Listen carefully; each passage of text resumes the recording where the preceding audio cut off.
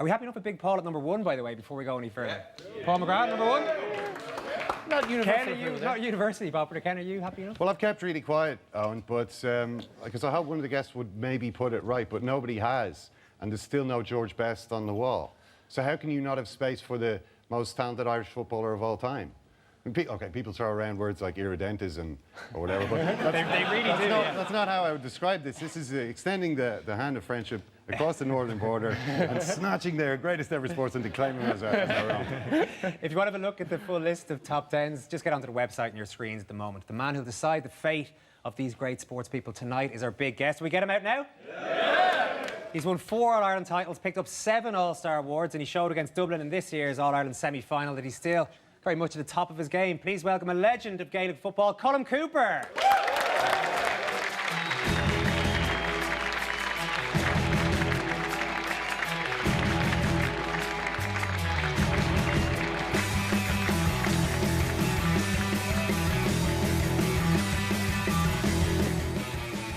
Colm, thanks very much for coming in, first of all.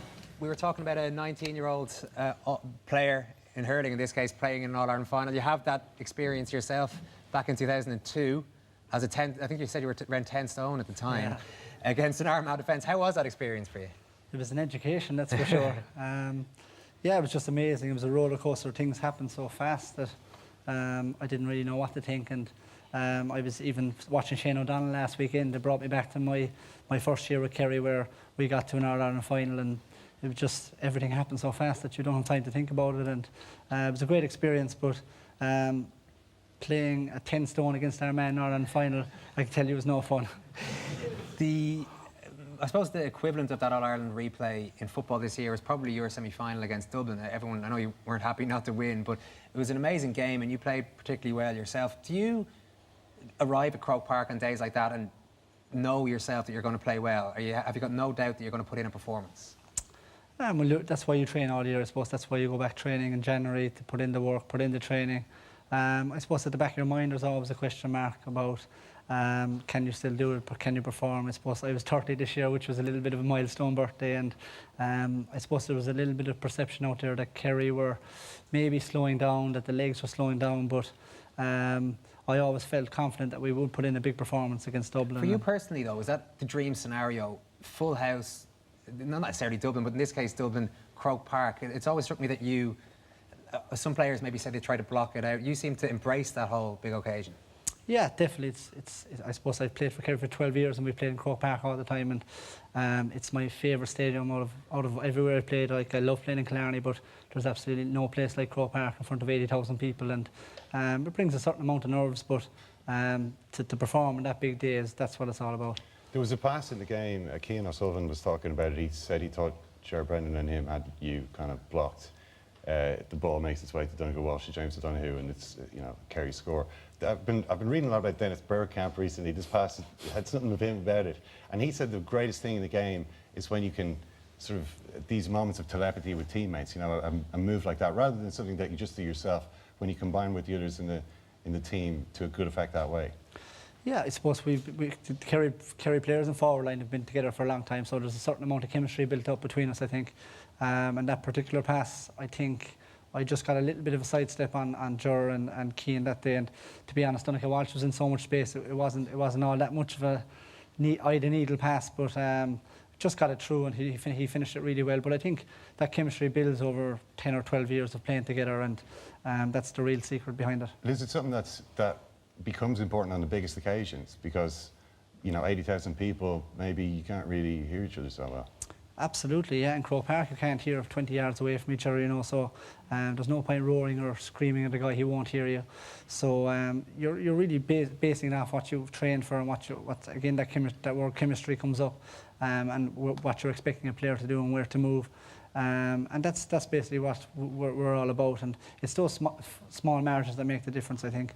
Basically, I think the top teams in Ireland are at a very, very high level, and I think it's just that those little bits of brilliance that define whether you're going to win or lose. Colm, you've obviously got to this incredible level of football and achieved a huge amount in your career. When you were, if you could take us back to, say, when you were 13, 14, that kind of age, did you at that point think that you you're not going to be over cocky about it, but did it feel to you that you were able to do things, you were more skillful than other guys out there?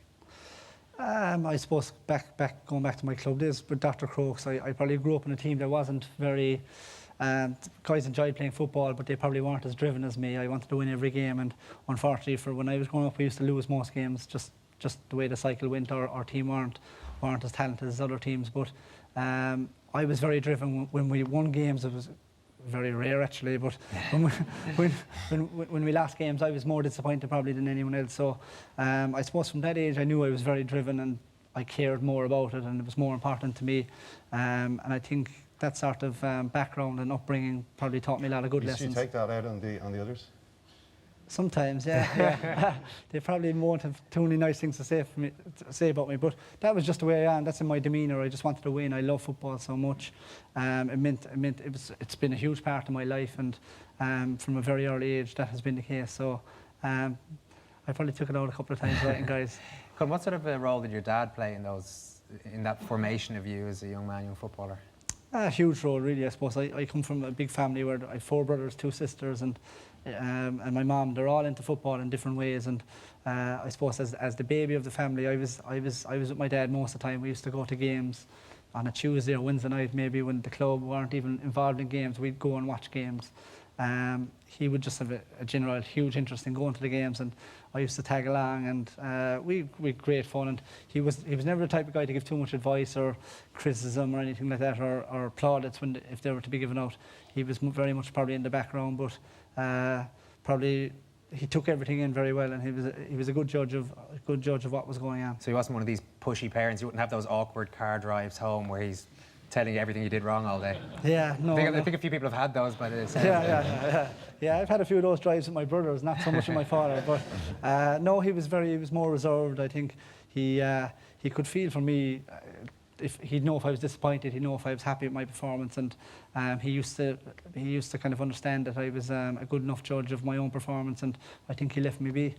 When he passed away, Colm, in 2006, you were back playing football almost immediately. You went on. It was business as usual on the field. You won an All-Ireland that year. Did that, coming back to football so soon, did that sort of delay the grieving process for you? Yeah, I definitely think so. I think he passed away probably in April time. So if memory serves me right, I think we played Dublin in a league game in Killarney on the Sunday, and I remember Jack O'Connor was the manager at the time, and they were kind of wondering, did I want to play, or was I able to play? And I kind of made a decision during the week that that I didn't feel I was able to play. And come Friday, my mum kind of advised that she thought I should play. So I think probably going back with Kerry and getting amongst the friends and the group again, and it was just back into routine as quickly as I could, really, and that definitely helped me. And although my form that season had probably dipped a little bit, and it was a little bit Jekyll and Hyde, it was up and down. Eventually, we turned out to win the All-Ireland, and it turned out to be a great season. And I certainly think that getting back in amongst the group certainly helped me. When you won the All-Ireland, you lifted the trophy, you lifted Sam with Declan O'Sullivan that year. Were you thinking of your father at that point? Yeah, probably at the final whistle. That's your initial thought, you know. You'd probably be saying you wish he was there, but all our family were there, our nieces and nephews were there, so it meant a whole lot at that time. But it was a lovely gesture by Declan to come up, because he was the captain for the year and I had been captain for a few games previous. So to go up the steps to Hogan stand at any time is a very proud moment, but to do it that particular year meant an awful lot to me. You said the same year, Colm, actually, you gave an interview to the Examiner. This is 2006. If someone asked me now, could I see myself playing for another 5 years, I couldn't say that honestly. For me to give it another 5 years at this level seems a lot. So it's 7 years since then. What changed your mind? I suppose sheer love for the game, really. I suppose if you're playing, I was talking to Shane Kern a little bit earlier. He's still playing football, and he's 42. So I don't know if I'd be playing at that age, but I think it's something I've grown up with. I love doing it. I feel I'm still good enough to perform at the level required. And I just really love going, like we talked about, going out in front of Croke Park in front of 80,000 people. That feeling is incredible. I've done it since I'm 18 years of age, so I just want to continue that as long as I can do it. And if I'm fit, happy and healthy to do it, why not? Does the fact that you would say that at that time, though, maybe indicate something about the heavy responsibility of being a Kerry footballer? I mean, it's a really intense football culture. You know, as one of the main players in that you were maybe feeling at the time, this is a lot to have to deal with. It is, certainly, if you're growing up in any county, and particularly Kerry, that there's huge demands. You're expected probably to be in Croke Park every year. If you don't win the All-Ireland, it's a failure. like it or not, that's the expectation, and you learn to grow up in that. And after a little bit of time, you learn to deal with it probably a little bit better. But I know since I've come in and put on for 10 years, I was wearing the number 13 jersey for Kerry, and that brings a huge responsibility. And knowing that you're looking to play well every day for Kerry to win, and that you have to get a certain amount of scores. But I enjoy that. I embrace that challenge, and some days you'll do it, some days you'll come up a little bit short. But in Kerry, I suppose the public are very knowledgeable GAA people, and they've been spoiled for success, and they're demanding it all the time. And that must get annoying sometimes. It's challenging. It's challenging at times. Maybe not so much annoying, but yeah. Look, everybody has their opinion, and you're meeting them on the street, and they'll be asking how was the game going, what will the team be the weekend. And I suppose this year we had a little bit of a different scenario because of we had training kind of behind closed doors, and we were one of the last counties to do it, and people didn't really know what was going on, so they'd be checking you out for more information on the street. So it was good fun. Colm, you said earlier on that your club team at your age group wasn't particularly good growing up, but you're from a very strong club, and you've been very successful in recent years. Now you've a championship semi-final at the weekend, but you're going for a place in history 4 in a row this year. Yeah, it's a big thing for the Crokes. You know, Kerry is a very competitive championship, and we lost 3 finals before we actually won one. So we're very hopeful this year. You know, we feel we have a very good squad, and we have big ambitions, and our management certainly have big ambitions as well. So we're just hoping that we can hopefully get back to the Kerry County Final and represent Kerry in the Munster Championship. And if we could do that, we'd be absolutely delighted. We wish you well on that one. It's been great talking to you today. Colm Cooper, everyone. We have got one more quick favour, Colm, if that's okay. You actually have a very heavy burden tonight, because you're going to decide how this good wall looks at the end of our 4-part series. First of all, Murph is going to take us through the top 10 as it stands. We can stand up and have a look. Okay, Murph, top 10? as it stands, number 10 is Maurice Fitzgerald, 9 is Barry McGuigan, 8 Michael Creech, 7 Roy Keane, Henry Shafton. Top 5 then is Ronnie Delaney, Sonia O'Sullivan, Brian Driscoll is 3, Katie Taylor is 2, and Paul McGrath is number 1. What Irish sports person are you adding to the list? It was a tough decision, but I suppose one of my heroes, and he's another Kerry man, and he's a big hero in Kerry, and not just in Kerry, I suppose all over Ireland, it's Pádraig O'Shea. Okay, very good. So I presume we're just going to take down Maurice Fitzgerald. We can't Maurice has to go. 2 Kerry Kerry men men, on the wall. 2 Kerry footballers in the top 10. Where do you want to put Pádraig O'Shea on the list? I put a little bit of thought into this, and I couldn't drop Maurice for obvious reasons. Okay. Andy Lee mightn't like this, but I'm going to put him in instead of Barry McGuigan. Okay. Crowd doesn't like it. I could be in trouble for that. Okay. You've got enough. one more change to make now. You're not finished yet. So what else do you want to do with that good wall? Final change in the series? There's a lot of heroes up in that wall that I've seen, and probably the biggest of them, and I've probably most admiration from up in the wall, is probably Brian O'Driscoll. So I'm going to put him to number 1. Hey, you got back to where you started.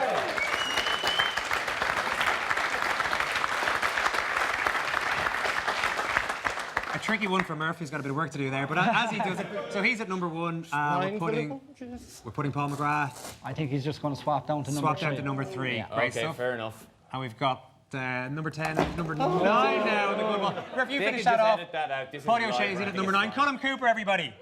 Brilliant, Colm.